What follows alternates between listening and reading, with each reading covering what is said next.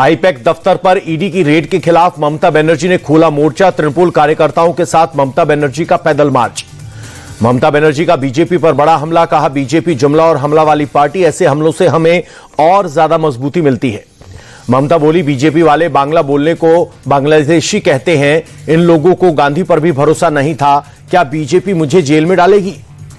ममता बोली, कल मुझ पर हमला हुआ, कल का दिन मेरे लिए पुनर्जन्म जैसा, सीपीएम राज में भी मुझ पर ऐसा ही हमला हुआ था। कोलकाता में ईडी रेड के खिलाफ दिल्ली में भी प्रदर्शन। तृणमूल सांसदों का गृह मंत्री अमित शाह के दफ्तर के बाहर प्रोटेस्ट। दिल्ली पुलिस ने तृणमूल के कई सांसदों को हिरासत में लिया, कई घंटों तक थाने में रखने के बाद छोड़ा।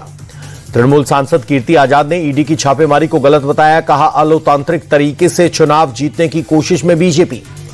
दिल्ली में तृणमूल के प्रदर्शन पर बंगाल बीजेपी अध्यक्ष का अटैक, कहा बंगाल की जनता के सामने ये लोग प्रदर्शन नहीं कर सकते, यहां की जनता इन्हें पहचान गई है।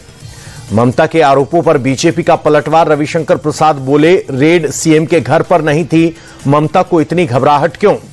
रविशंकर प्रसाद बोले, कोयला घोटाले की जांच से मुख्यमंत्री परेशान क्यों, बंगाल की जनता इनकी तानाशाही से परेशान। अभिषेक बनर्जी का बीजेपी पर हमला, कहा जितनी भी एजेंसियां इस्तेमाल कर लो, बंगाल के लोग दिल्ली के जिम्मेदारों के सामने नहीं झुकेंगे।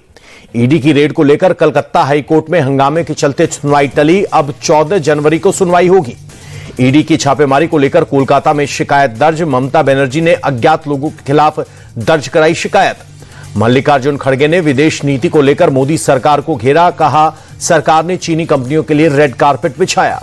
खड़गे बोले, हमारे लिए विदेश नीति में राष्ट्रहित को सर्वोपरि रखना सबसे जरूरी, मोदी सरकार ने विदेश नीति को चोट पहुंचाई।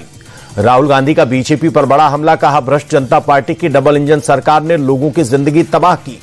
राहुल गांधी बोले, भ्रष्टाचार की डबल इंजन सरकार विकास नहीं, तबाही की रफ्तार।